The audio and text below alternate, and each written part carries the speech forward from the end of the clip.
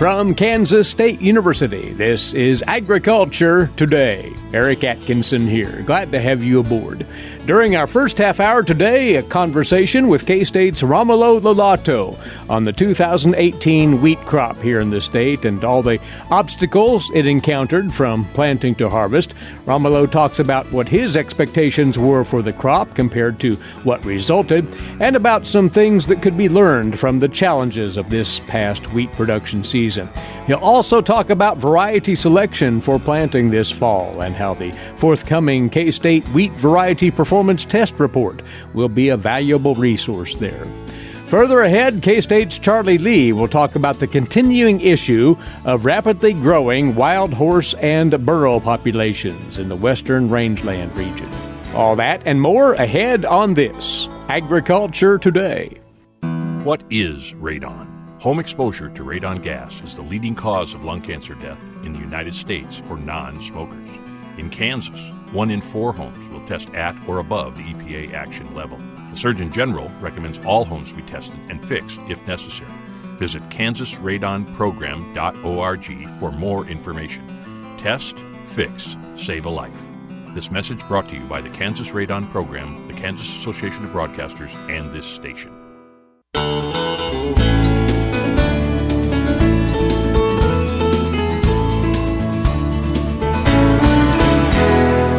Thanks for tuning in. This is Agriculture Today from the campus of Kansas State University.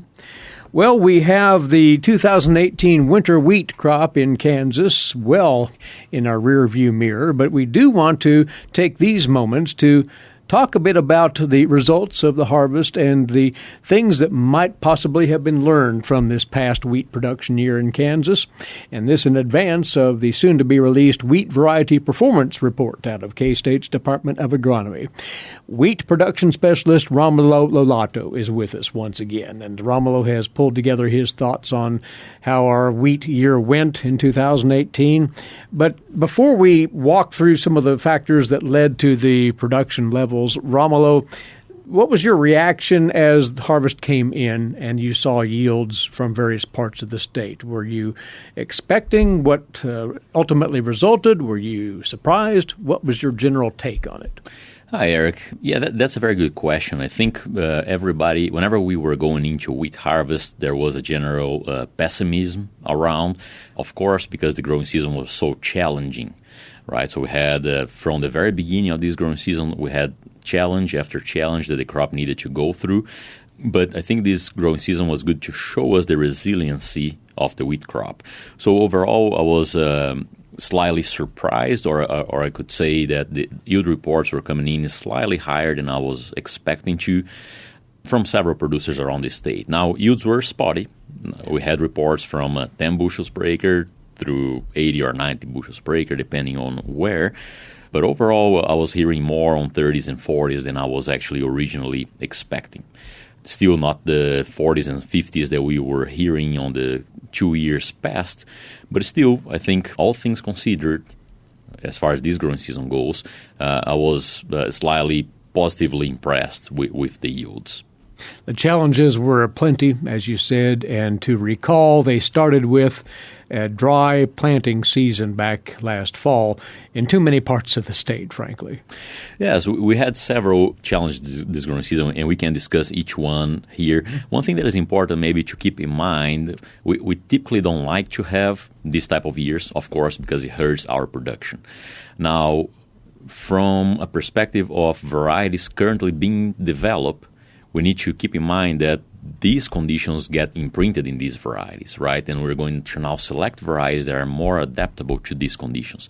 So the last couple of years, 2016 and 2017, were very good. We had excellent yields throughout the state that didn't really give us the chance to select for drought tolerance or to select for perhaps heat tolerance or other traits that are very important in this region. And now we have a year like we had this year where we had such a prolonged drought stress, and then we had heat stress later on.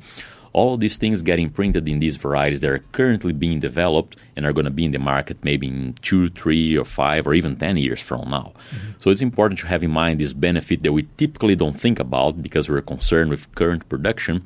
But have in mind that we're selecting varieties that went through these, and then they needed to do well under these circumstances. So perhaps from the perspective of a breeding program that we have several here at K-State, that is a beneficial thing because we're selecting for varieties that have the traits that we really need here in Kansas. It really is the proverbial silver lining out of this growing season. But we did see more than a few fields struggle from the very start because of being sown into a dry seed bed and really didn't establish at all going into the winter. Yes, that's true. So that was one of the concerns that we had last fall, right? So if we think of the majority of the state, all the way August and September were very dry and very hot, and that really dried up that topsoil and that profile, right? That also held back some of the producers that typically plant pretty early because they would have to just dust it in. There was really no measurable moisture in the profile, and they wouldn't be able to get that stand. So only about 20% of the Kansas wheat crop actually got planted during September. The majority of the crop actually went in after that.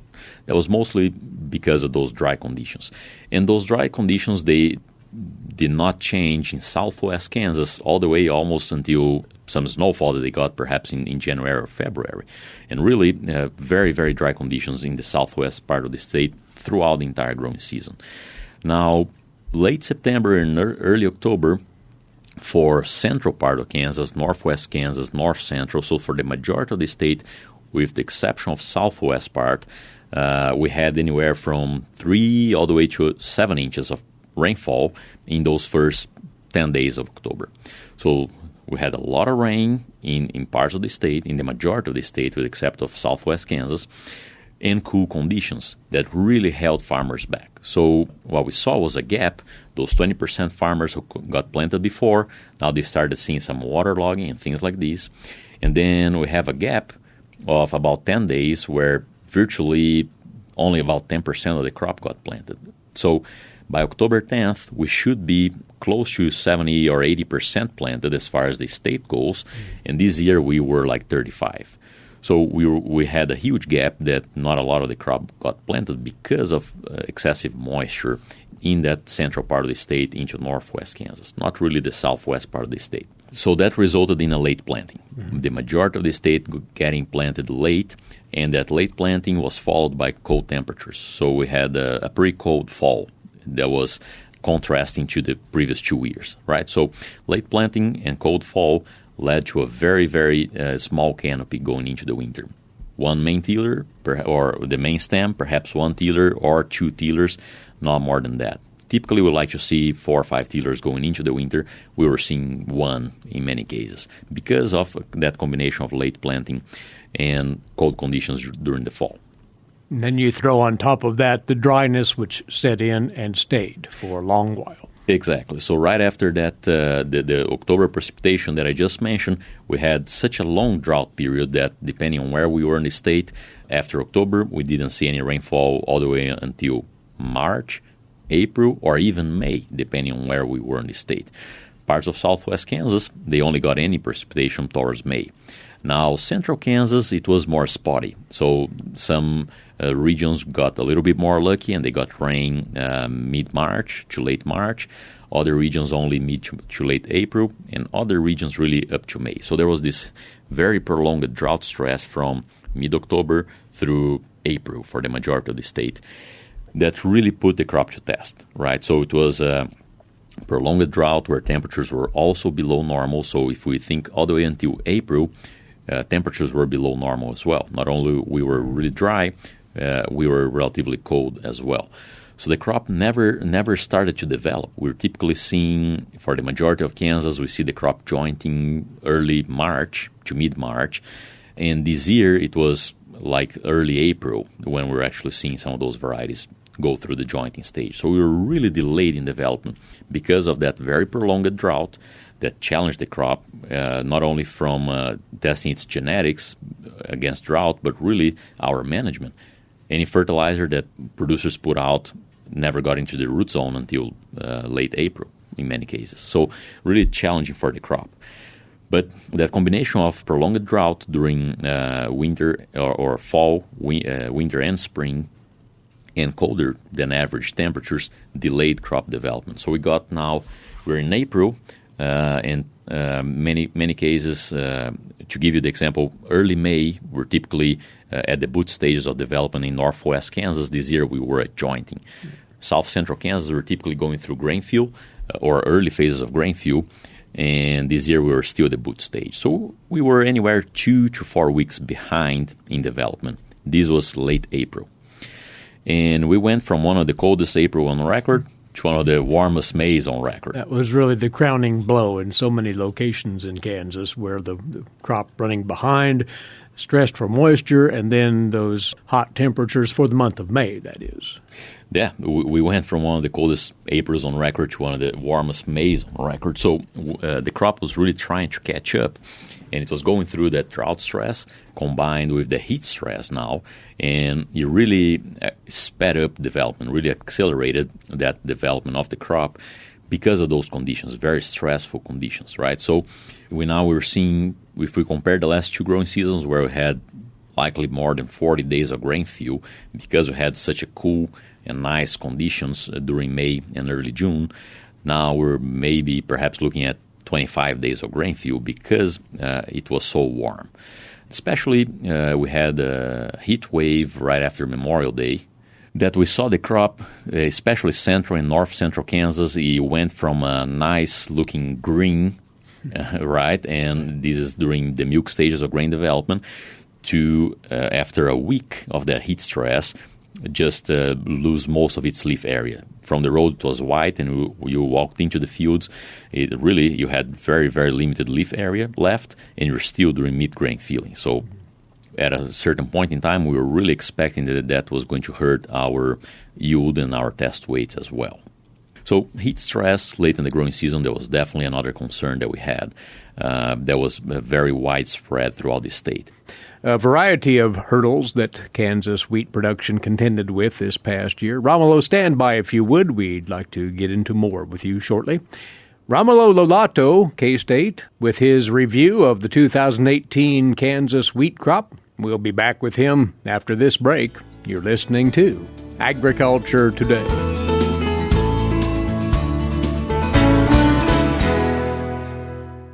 Agricultural producers, landowners, and creditors, you have a partner in your legal and financial needs. Kansas Agricultural Mediation Services offers reliable, trusted information and guidance. Whether you need advice for ag credit concerns or are transitioning your operation to the next owner, Kansas Agricultural Mediation Services can assist you in making sound decisions for your business.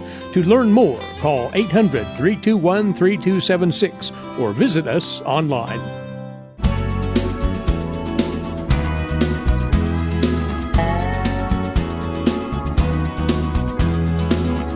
You're tuned in to Agriculture Today, and we're in the midst of a conversation with wheat production specialist Romulo Lollato, K-State Research and Extension. We've invited Romulo in to offer his perspectives on the just past wheat production season in Kansas and what things we might have picked up out of that experience, which was hardly the ideal growing season for winter wheat in this state. And hopefully what we've observed from this past year can lend positively to the wheat variety selections that our producers will be finalizing here in the coming weeks for the 2019 crop, Romulo. One more malady that the crop went through, although it wasn't widespread throughout the state, but nonetheless was present, and that was freeze damage here and there to the crop in the spring. Yes, that's true. So perhaps a little bit more localized, but another problem that we had was freeze damage. Mm-hmm. So that entire area that spans from McPherson County in the northeast corner of the region all the way until perhaps Barber County in the southwest corner of that south central part of the state, we were finding anywhere from 20, 30, up to 40% tiller loss because of the freeze damage. So I had 2 freeze events in April. One was during April 7th or 8th, and then the next one, April 16th. Both of those events, we had extremely cold temperatures that really cut back the amount of tillers that we had in that plant. The symptoms this year weren't as much the white heads that we typically see due to freeze damage, but really was a much denser bottom canopy, so a lot of tillers in the bottom of that canopy, but really thin number of heads. And then once we were looking into it, you could see that many of those tillers never made a head because of that freeze damage. So because we're not seeing white heads, many producers thought we didn't have a lot of freeze damage. But honestly, I think for that south-central part of the state, we kind of underestimated the amount of freeze damage that we had, just because the symptoms weren't as visual if you weren't really looking for that much denser canopy as compared to the upper canopy. So many forms of adversity that this crop went through. It really is remarkable and a testament to the genetics we have in our modern wheat varieties that we saw any kind of reasonably decent crop at all, which is in fact what resulted in the end. I think so. I think it's actually so typically yields are defined by genetics, environment, and management, right? Those three things. And depending on year to year, each one of those things play a different role in how much they affect yield. Environment this year was a huge player, right? It was actually, year after year, it's typically our number one player is environment. But then we have genetics that we are lucky here in the Great Plains to have excellent adapted varieties with a very good yield potential. And this year we saw that they also have a very good resiliency to several types of stresses, right? Drought stress, heat stress, some of them even escaping freeze damage, perhaps for being a little bit later on the cycle or delayed due to the conditions that we had this year. But I think management also plays a role. Producers being on top. I think these last 2 years we had seen very low protein content. So we were really pushing the information out to producers on how to manage for that quality as well. And a plant that is well nourished or that has good nutrition, it will withstand some of those weather patterns better as well. So I think definitely we need to acknowledge the progress that we had in breeding and the excellent varieties that we had out there.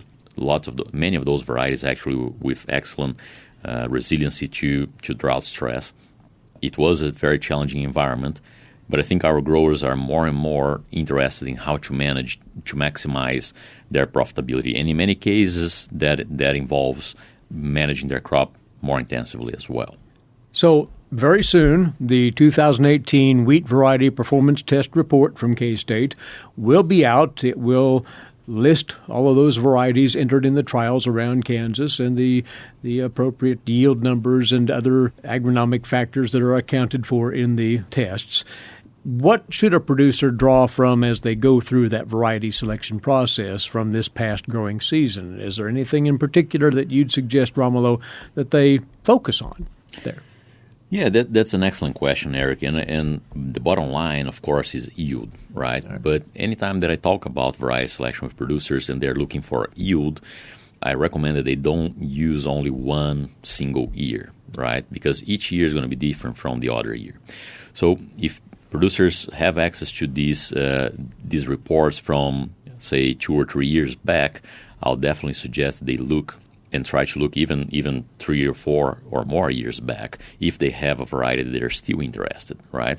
But if not, if he's looking at new varieties that perhaps we don't have the data for the last 3 years or 4 years, I really suggest looking for more locations around their own farm, right? So within K-State, we have these variety performance tests at several locations all over the state, more than 15 or even close to 20 locations all over the state.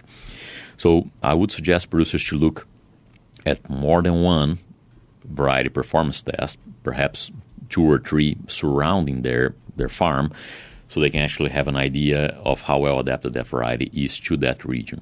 We also have resources online that producers can go and they can select the region of the state, so let's say that southwest Kansas, right?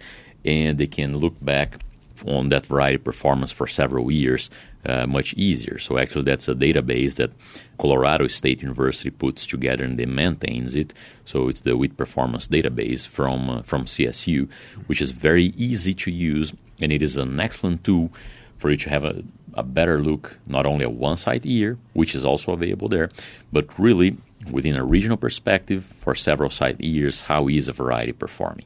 So yield would be number one. But then after producers have a good grasp on the yield of that variety, they need to ask themselves what are the main problems that they have, and then look for varieties that have those traits as well. Is drought stress a common concern that you have? Well, So we have differences between varieties and how they handle drought stress. Because we'll have drought again. We or at will. least dry weather. We will. Or if they're looking for a variety that have wheat streak mosaic resistance, right? Or stripe rust or leaf rust resistances, or any trait that producers feel important within their system, I suggest look at those as well beyond grain yield. Many times we talk to producers using a variety that may not be the best one for that area, perhaps because it yields well. Well, one day or the other, something might happen that will get back to them. So really look for the adaptability of that variety and look for traits that are important for your cropping system. Very good. And once more, do your homework and utilize all manner of information available to you. But one of those key pieces of information will be the Variety Performance Report out of K-State. In fact, we'll have your colleague Jane Lingenfelser in very soon as those final numbers are put together in the report form. So wheat is still alive and kicking in Kansas despite everything that Mother Nature's thrown at it this past year, Romulo. Yes, definitely. I still think it has a huge role within the cropping systems here for Kansas, either as the main crop for many producers that I know that are solely wheat producers, or wheat is one of the main crops of their operation, or for producers who are looking for the straw that it produces within the cropping system and all the benefits of that residue that the wheat has in their next corn or sorghum crop. So definitely still a very important commodity for us here in Kansas. We appreciate the reflections on this growing season past and are looking forward to starting another one here, amazingly enough, in just a few weeks, Romulo. So we'll talk again as we get into that pre-planting time. Thank you for coming over and sharing these observations. Thanks, Eric. Mike side with us on this first half of Agriculture Today, Romulo Lollato, wheat production specialist, K-State Research and Extension.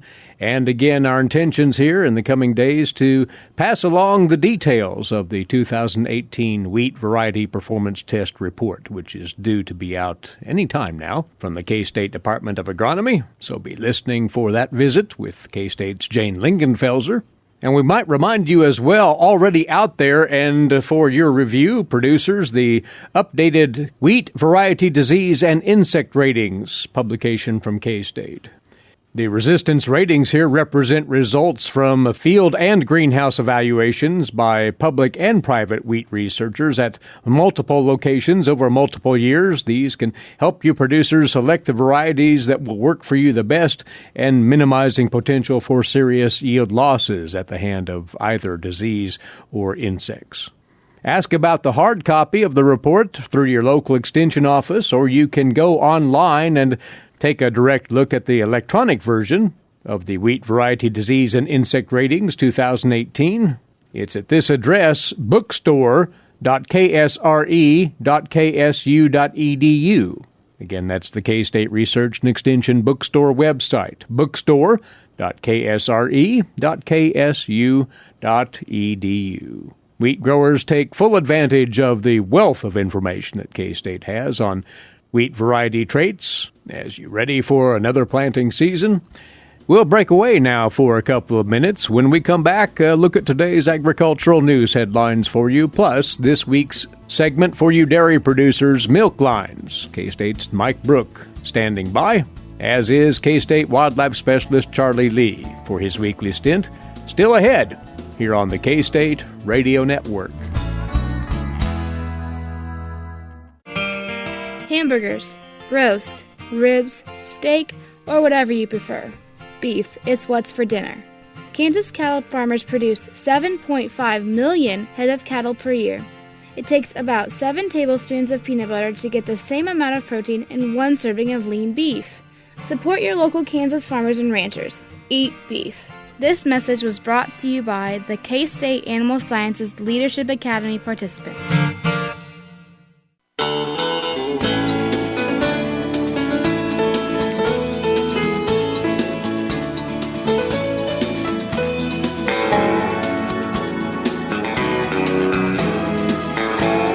This is the K-State Radio Network, and you're tuned to Agriculture Today. Eric Atkinson here as we move forward now with today's agricultural news headlines, courtesy in part of DTN. The latest Kansas crop progress and condition report from the USDA reads like this. For the week ending this past Sunday, our topsoil moisture supplies in the state were rated at 2% surplus, 60% adequate, and 38% short to very short, again, as of this past Sunday. Subsoil moisture at 1% surplus, 59% adequate, and 40% short to very short. The state of the Kansas corn crop at 47% good to excellent, 30% fair, 23% poor to very poor. Corn silking at 92% now, the average for the date 85%. Corn in the dough stage now at 49%, well ahead of the 29% average, and corn in the dent at 11% ahead of the 1% average. Soybean crop conditions in the state, 43% good to excellent, 36% fair, and 21% poor to very poor. Soybeans blooming at 83%, well ahead of the 62% average, and beans setting pods at 48%, again, well ahead of the 23% average. The condition of the grain sorghum crop is at 63% good to excellent, 31% fair, 6% poor to very poor.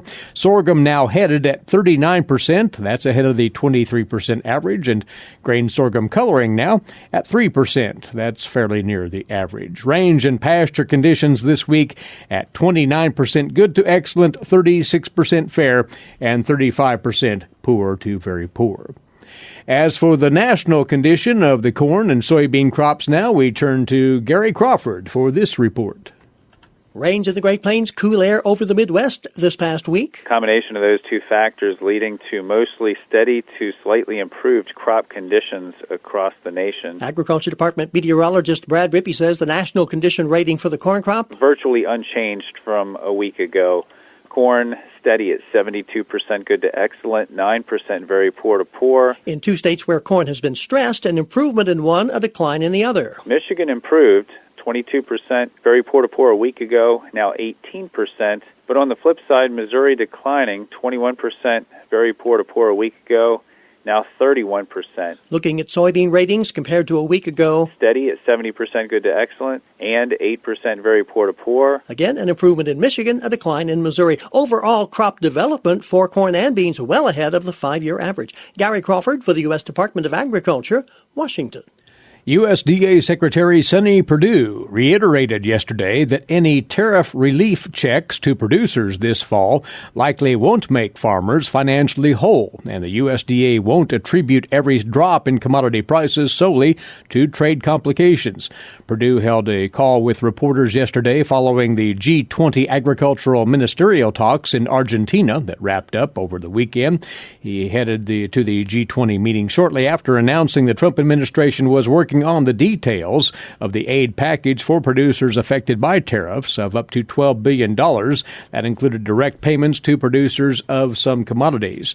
Now, Reuters reported during the weekend in an interview with the secretary at the G20 meeting that the White House plan would expect to include between $7 billion and $8 billion paid out to the major commodities detailed last week, which include soybeans, corn, sorghum, wheat, cotton, milk, and hogs. Perdue reiterated to reporters that checks won't make farmers financially whole. The chief economist has models that can differentiate the impact of trade disruption from normal seasonal price volatility for a given crop, he says, and he thinks that they're just trying to make the expectation out there that if a farmer sees a $2 drop in soybean prices, they should not necessarily expect a $2 per bushel mitigation payment. Next up, this week's edition of Milk Lines. Here's K-State dairy specialist Mike Brouk. Mike? Today I want to visit with our Kansas dairy farmers concerning, just some things about calves and milk replacer and growing programs for our bottle calves. I had an interesting call from a young man a few days ago, and he had been using an accelerated growth program with his calves for about the last 6-7 months. He was really impressed with the results he's seen and ready to move on to the next phase as he looks at how he feeds those calves as they go from 6 to 9 months now. Very, very pleased with the results he's seen. Now, as we visited, it is costing him more to feed those calves today. Accelerated growth programs do require extra milk replacer, and that is a cost to the dairy farm. However, he's very excited about the increased growth as well as the increased health that he sees in his calves. Contrast that to a call that came a day later from another dairy producer not very happy with the performance of his calves. As we visited about that, one of the big issues on that farm was the milk replacer. You know, a lot of times we think about milk replacer, we really don't think about the things that are really important. One of the most important things about milk replacer is first, does it mix well as you mix it up? You know, the issue is he'd been having trouble with the mixing of the milk replacer for a while, a few months actually. It was the supplier that he'd used for a long time, and same milk replacer he'd always used. Things had kind of worked before, but hadn't been working so well in the more recent weeks, as he had more problems with calves, slower growth, and more problems with things like diarrhea and on and off feed calves, and even some issues with pneumonia. So as we looked at things and talked through things, he mentioned that the milk replacer didn't smell quite as sweet as what it used to. So I suggested that maybe he contact his supplier and have a discussion. Well, it was interesting. The milk replacer was replaced within a few days with a brand new batch. Turns out the milk replacer supplier had an issue with the raw product that was going into that milk replacer, and that was causing the mixing issues as well as kind of the off smell to the powder that they had been purchasing. So what's my point to all this? Well, number one, as you're feeding your calves, you should really pay attention to the milk replacer that you're mixing up. Is it mixing well? Is it mixing the way it should mix? If not, it could be an issue that there's something wrong with that milk replacer. In other words, the raw ingredients aren't quite of the quality that they should have been. Maybe they were off, and whatever reason that wasn't caught in the manufacturing of that milk replacer. Your calves may not do as well on those. Keep in mind when we look at raw products that go into milk replacer, many times those products are composed of a lot of different milk products. However, there's different qualities that we can purchase of those milk products, and sometimes there are issues with that. That can affect the performance of our calves. So, this is Mike Brouk with K-State Research and Extension, encouraging our dairy farmers to take a look at the mixing qualities that they're seeing in their milk replacer. If something seems to be off, probably time to have a discussion with the supplier of the milk replacer. Thanks, Mike. And this is Agriculture Today. While many people know hunger is an issue in developing countries, it is also a problem in our own backyards.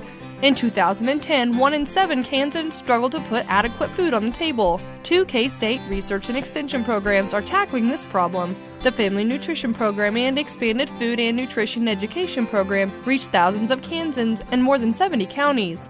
They learn how to eat healthy with a low budget. For more information about these programs, visit ksre.ksu.edu.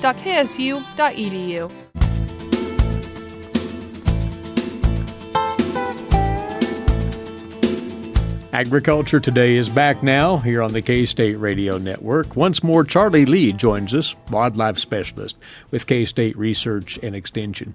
Charlie, you have an update this week on an ongoing concern, and this has been around a long while, the proliferation of wild horses and burros in our western rangelands. Of course, they are occupants of this region for centuries upon centuries. Well, we've dealt with wild horses and burros, been part of the western landscape for more than 500 years since they were introduced here by Spanish explorers. The problem has arisen because of public involvement and legislative action and a lack of suitable tools to manage population numbers. We currently have a Wild Free-Roaming Horses and Burros Act that was enacted in 1971. The act regulates the management and protection, the study of these unclaimed horses and burros on public lands, and it directs the Secretaries of Interior and of Agriculture to maintain a thriving, natural, ecological balance on the public lands. That act then has been amended numerous times that allows those secretaries specific management options, including fertility control, adoption of excess animals, even including the humane destruction of old, sick, lame, and even healthy animals if it's necessary to maintain rangeland health. And I think most people that are land managers that have dealt with rangeland conditions realize that overgrazing can occur depending on lots of factors. And unless overgrazing is prevented, eventually you're going to see rangeland health decline. When you have numerous years, consecutive years of overgrazing, you start seeing some significant impacts. And that's what we're seeing now as a result of the federal lands where wild horses and burros are allowed to reside. This is illustrated by the prolific growth of these populations. You say that the numbers are staggering. The numbers are staggering. When this act first was enacted in the 70s, they estimated they had a wild horse and burro population of about 25,000. Currently, the 2017 population has been estimated to be 73,000 free-roaming wild horses and burros, with an additional 45,000 animals that are in off-range pastures or holding facilities waiting to adopt or to live out their lifetime in those long-term pastures.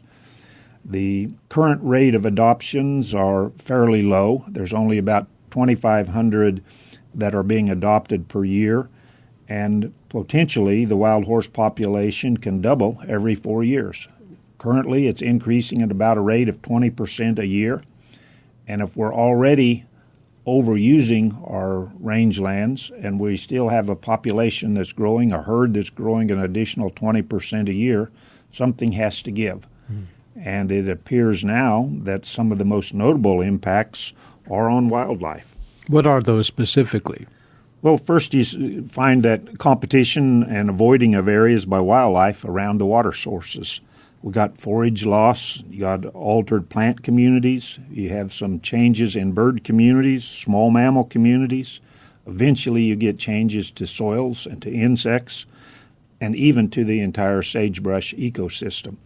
The most of the negative impacts that are readily apparent appear to be the moist soils and wet meadows. That seems to have the greatest impact on wildlife and their habitats. We've seen a 76% decrease in the use of water sources by bighorn sheep when wild horses are present. They also displace mule deer, elk, and pronghorn antelope. So those are some of the trade-offs that are occurring as a result of lacking the ability to control the wild horse and burro herd size. So options for remedying this imbalance, that's the cause at hand, and it's been quite difficult to achieve that. Well, there's been three options that have been widely discussed. One would be to remove the cattle from public lands, let horses take over where we've used domestic livestock. The problem with that approach is it simply postpones the solution to the problem. It just kicks the can on down the road. It would slow it down, but it just delays making a decision. Another one that's been discussed widely is to allow natural control by predation. Well, there are some predators that can kill wild horses and burros. Could be wolves, could be bears, could be mountain lions. But we've seemed to have a difficult time, again, allowing large predators in areas that have human populations. So, again, there's going to be a trade-off, and it seems unlikely that predators alone are going to maintain horse populations at healthy levels. Another option that's been discussed is just let nature take its course. Allow the federal horse populations to push the limits, the ecological limits of the land. Once you exceed that carrying capacity, the forage is going to decline, the water sources are going to dry up, and the horse herd size is going to decrease. That's probably not going to be approved by very many people because it'll be basically by starvation or dehydration. Then we see a lot of reliance on perhaps using birth control. There are some problems there with anti-fertility agents that the science hasn't caught up. We have some products that are out there, but they're not long-lasting. You have a wild horse population and burro population that's difficult to dart or individually inject each animal in a cost-effective manner. The drugs do not seem to be as effective as what we had hoped. So I guess if we look at all of those management options, all of them have challenges, and we've not yet come to a solution, even combining some of those management options. To sum it up, though, a solution must be developed at some point. It seems like we've spent at least 30 years discussing the problem, and we still don't have a solution. So I think it's time that we step up and agree on the proper approach and make some inroads, or we're going to lose a very valuable resource, which is our natural rangelands in the western part of the United States. Well, it is a long-standing issue in the western rangelands, and in fact, you will find wild horses and burros here in parts of Kansas as well. What to do about the exploding populations of those? And Charlie, thanks for the update on this matter. He's a wildlife specialist with K-State Research and Extension, Charlie Lee. And with that, our time's away for today. Thanks for tuning in. Eric Atkinson for Agriculture Today over this, the K-State Radio Network.